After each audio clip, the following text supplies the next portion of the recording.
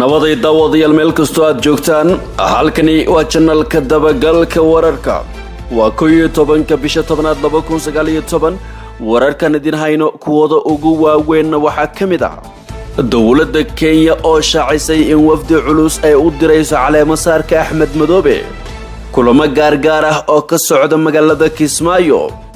حسن شيخ محمود oo shaaciyay hal sabab oo farmaajo hadii uu sameeyo aan dawladdiisa lagu qashqashaadi karin isbahaysi ka dhanaha dawladda federaalka oo Kismaayo looga dhawaaqayo madaxweyne farmaajo oo ka qayb galay furitaanka beerta midnimada Itoobiya iyo muxuu ku muteystay Abiy Ahmed abaalmarinta caanka ah ee nabadda Nobel Peace Prize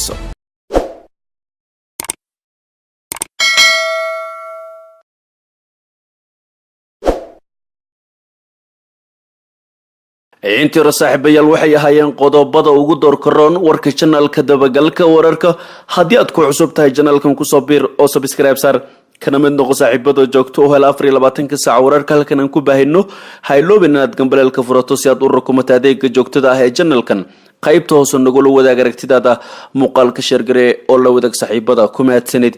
inaad ka mid tahay saaxiibada dhow ee channelka dabagalka wararka haatan warkiyo fidsan Kenya ayaa wafdi u diraysa magaalada Kismaayo si ay kaga qayb galaan caleemo saarka madaxweynaha Jubbaland Axmed Madoobe hogaamiyaha aqlabiyadda Kenya Aadan Barre Ducaale ayaa sheegay in Kenya ay caleemo saarka Axmed Madoobe u dirayso wafdi culus oo ka kooban 40 xubnood wafdi culus oo ka socda dawladda Kenya ayaa Kismaayo kaga qayb gali doona caleemo saarka Axmed Madoobe ayuu yiri Ducaale Kenya ayaa horay u aqoonsatay doorashadii Axmed Madoobe halka dawladda federaalka Soomaaliya ay ku tilmaamtay mid sharci darro ah oo aan waxba ka jirin madaxweynayaashii hore ee Soomaaliya Xasan Sheekh Maxamuud iyo Sheekh Shariif Sheekh Axmed iyo xubno kale ayaa shalay gaaray Kismaayo si ay kaga qayb galaan xafladda caleemo saarka Axmed Madoobe arrintan ayaa muujinaysa heerka ay gaarsiisan tahay faragelinta iyo qaska dalalka deriska qaarkood ay ku hayaan arrimaha gudaha ee Soomaaliya iyo saameynta ay ku leeyihiin qaar ka mid ah madaxda dawlad goboleedyada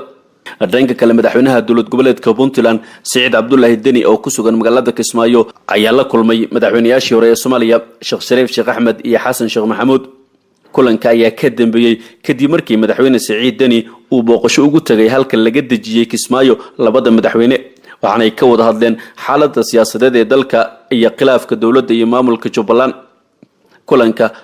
madaxweyne Saciid Deni ku wehelinayay xubno ka tirsan golaha wasiirada Puntland iyada oo ay jiri doonaan kulamo kale oo madaxdu ay ku yeelan doonaan Kismaayo inta aan la gaarin xafladda caleemo saarka madaxweynaha Jubbaland dhanka kale madaxweynihii hore ee Soomaaliya Xasan Sheekh Maxamuud oo ku sugan Kismaayo ayaa sheegay in dawlad kasta oo shacabkeeda raali gelisa aysan jirin cid qashqashaadi karta waxa uu sheegay in hub fara badan oo dawladdu ay haysato aysan waxba micnaa sameeyeen hase yeeshee raali ahaanshaha dadka ayuu sharciga dawladdu ku dhisan yahay taas ayna tahay in dawladdu ay ka fikirto yiri Xasan Sheekh Maxamuud Soomaaliya cadaway leedahay niman nabadiid la yiraahdo oo shabaab la yiraahdo jooga dalka haystay dadkii cadaawad kale iyo dagaal kale iyo muxuu ahay uma noqdo dalkan taasaan u wada istaagayna sidii aan uga wada shaqayn lahayn iyo dalkaani sidii dawlad xoogan oo dalka dhan hanato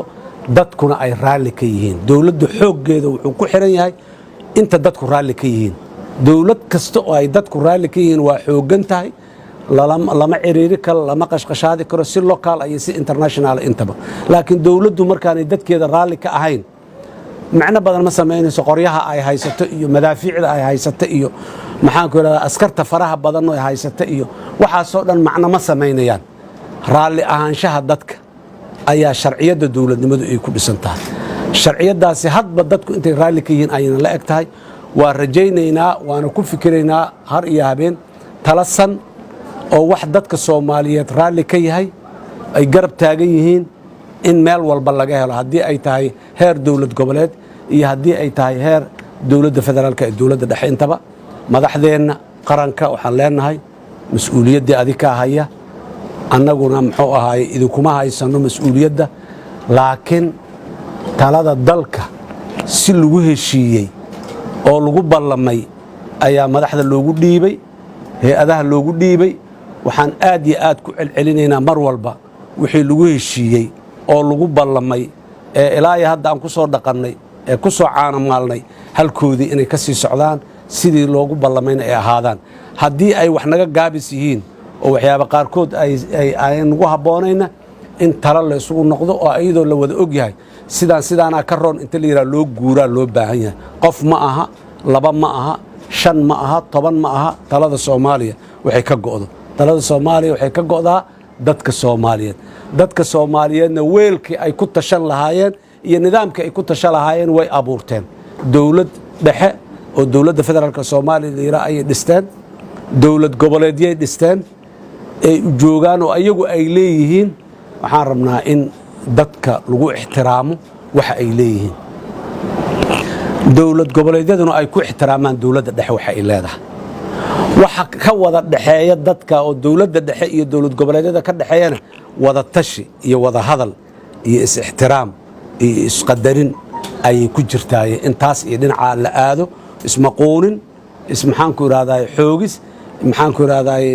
kuma jirto marna nooma dhalin horena umaanaan soo guulaysan haddana ku guulaysan meena berri kuma guulaysan doono wixii aan ku ballanno ku dhaqanno wixii aanan hore uga ballamin hadda ka tashanno waxaana soo baxay waxaana gaabis ka jira seeyelna in la yiraahdo meeshii iyo dadkii iyo hay'adihii seeyelna la isku dhaxdhihi lahaana waa jiraan waa noo dhisayn waa taagiin yaanan awood tirin oo daciifin aan sii xoojino on kor u qaadno aad iyo aad ayaa u mahadsantihiin dadka reer Jubbaland markale waxaan leeyahay hambalyo wixii dhiman sidaan u sheegay waa laga wada hadlayaa walaalo Jubbaland joogo oo tabasho qabo ama eed qaba haday jiraan waa lala hadlayaa mas'uuliyiinta madaxda Jubbaland dardaarankeenu wuxuu mar walbana kula dardaarmi jiray inay la hadlaan cidii wax tabanaysa annagoo maanta Kismaayo joognana waxaan diyaar u nahay inaan la hadalno lafsadayna aan soo salaano u tagno la fariisano oo aan dhageysano oo aan waxay aan ka galna wali waxaanu ku guda jirnaa wararka magaalada Kismaayo ay ku sugan yihiin xubnihii ugu badnaa oo kamid ah mucaaradka dawladda kuwaas oo ka qayb galaya xafladda caleemasaarka ayaa ka sokow xafladaas waxay wararku sheegayaan inay jiraan qorshooyin kale oo siyaasadeed oo Kismaayo ay u tageen siyaasiyiinta iyo qaar kamid ah madaxda Soomaaliya waxaana qorshahaasi kamid ah isbahaysi looga dhawaaqayo magaalada Kismaayo madaxweynihii hore ee dawladda ku meel gaarka ahayd Sheekh Shariif Sheekh Axmed ayaa markii uu shalay tagay Kismaayo waxa uu sheegay in xafladda caleemasaarka kaliya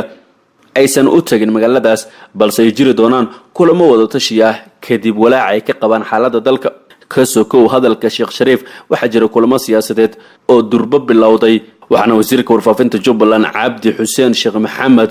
uu sheegay in madaxda Kismaayo timid ay ka tashanayaan mowjadaha siyaasadeed ee ka jira dalka xilligan iyo mustaqbalka Soomaaliya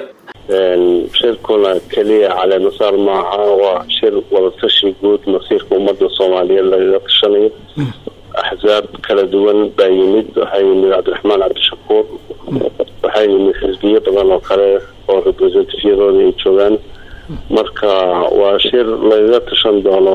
aayaha iyo mustaqbalka Soomaaliya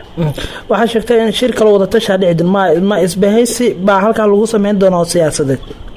maya waxa hadda siyaasadda Soomaaliya ee jahwareerka gashay ayaa sidii xal loogu heli lahaa oo wada fiican loo marin lahaa laga wada tashanaya haddii Ilaahay yiraahdo ma mushkiladahan iyo xiisadahan siyaasadeed ayay ka tashanayaan hogaamiyaasha Kismaayo tagay waxa waa doorashooyinka soo socda kamida constitutionka kamida siyaasadda hogaamineed ee wadanka kamida way badan yihiin qodobada waxaan hadda kaliya ku soo koobi kara maaha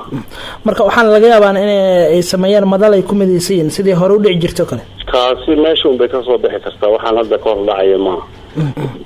wasiirka warfaafinta maamulka tahay wasiir miyaan la cazuumin maamulada koonfur galbeed galmudug iyo hirshabelle waa la cazuumay waana la sugayaa cidda imaanaysa cidda kalena waa arki doontaa kolley haddii Ilaahay yiraahdo marka ma idinla tahay inay imaanayaan dabcan waa suurtagal ayay ku xiran tahay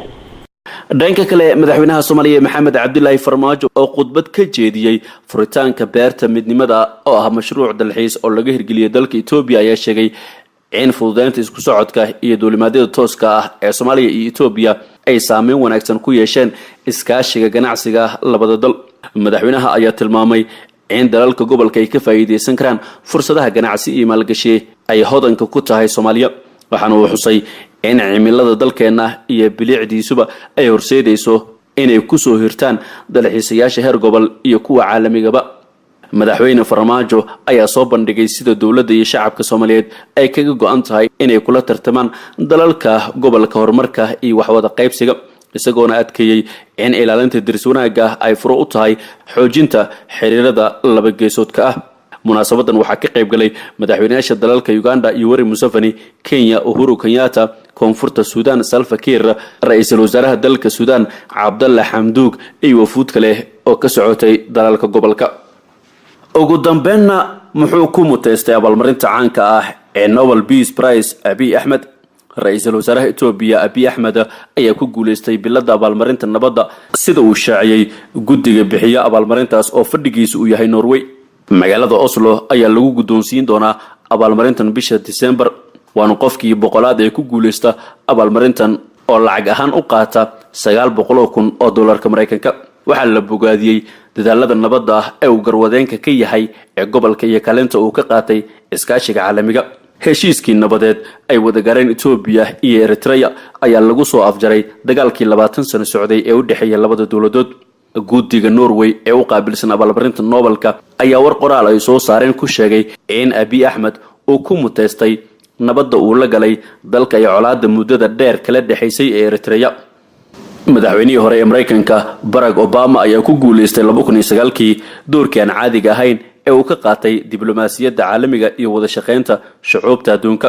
dadka kale ee ku guuleystay abaalmarintan waxaa ka mid ah gabadha u dhalatay Pakistan ee u dhaqdhaqaaqda arrimaha waxbarashada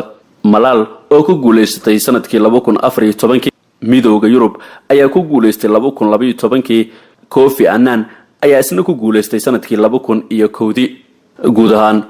war wixii dal iyo daafaca caalamka naga soo garay oo aad ka daawanayseen channelka dabagalka wararka wanaaginta. haddii aad ku cusub tahay channelkan ku soo biir oo subscribe sar kana mid noqo saaxiibada joogto oo hel 24 saac wararka halkan aan ku baahino. qaybta hoose nagula wadaag aragtidaada muuqaalka sheer garee oo la wadaag saaxiibada. ku mahadsanid inaad daawatay muuqaalkan.